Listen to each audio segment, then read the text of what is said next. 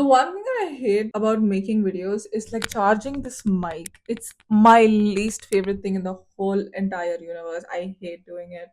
Anyways, hello everybody, welcome back to my YouTube channel. My name is Cheryl and I'm a freelance graphic designer. This week is a little bit hectic for me. I've been working since 10 p.m., which is early for me. I just sent a file to my client. I hope it gets approved. Really hoping so.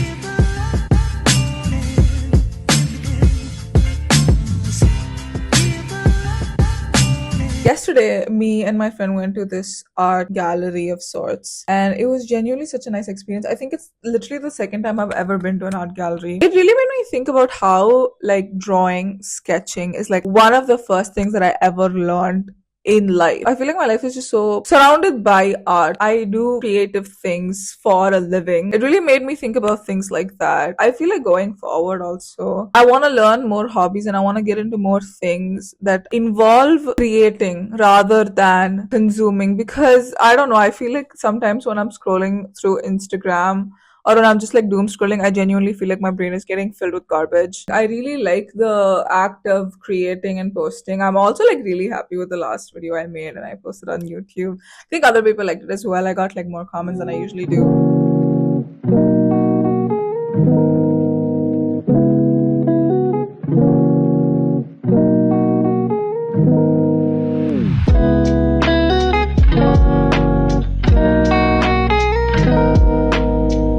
One of my biggest struggles that I had to overcome as a graphic designer was like rejection or like revisions, right? Because even when I used to have a job, this was one of the most scariest things because I knew for a fact every single time that the first draft would get rejected. I just knew for a fact. And that made me so in my head. It used to really hinder my creativity because I just knew, like, I know whatever I'm going to do for the first time, it's going to be bad and then we're going to build off of it. And I really didn't like that. That's why, like, now that I'm freelancing, I make sure that I communicate my vision to the client and I get really good input as to what they want to accomplish with their brand and design, right? Like, that's very, very important for me. But regardless, there are moments where your work, your draft is not that appreciated. Even though like if a client said in like the nicest way possible that like, hey, I don't really like this, can you do it again? It used to hurt my feelings so much. It used to genuinely hurt my feelings a lot. I feel like in my 5th month of freelancing, I have gotten really good at handling rejection. Like it doesn't even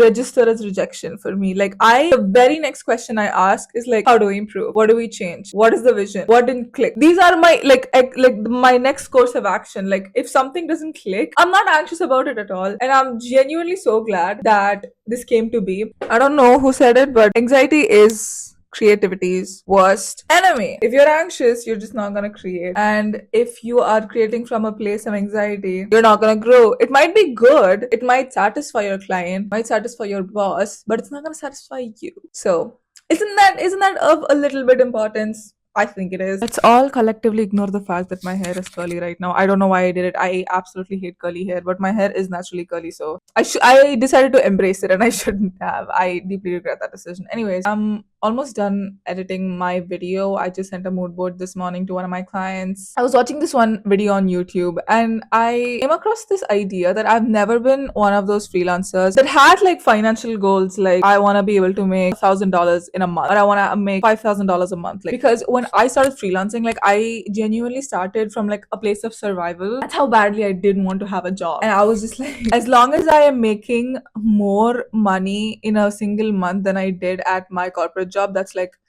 a win for me. Like if I am earning more than the salary that I had at that job, but maybe now that my business is going a little bit more steadily, maybe it's possibly good to have like financial goals like that. I don't know. Many freelancers, like I've seen on Instagram and even on YouTube, have like these financial goals. Maybe I thought I couldn't achieve it or something. Who knows? Also, because of the fact that nobody in my physical reality is in a position where they make money from anything apart from a corporate job. I'm so traumatized. Like I can't even say that word. It's a little bit insane to me sometimes when I think about it that I'm making money on my own own terms, that I don't have to be anywhere, or I don't have to like listen to higher ups or anything like that. I just wanted to live a life that required me to be creative, that allowed me to be creative. And I wanted a life that would essentially enable me to make money off of it. So thank you so much for watching. Consider leaving a like if you liked it and subscribing if you want to. And I'll see you in the next video. Bye.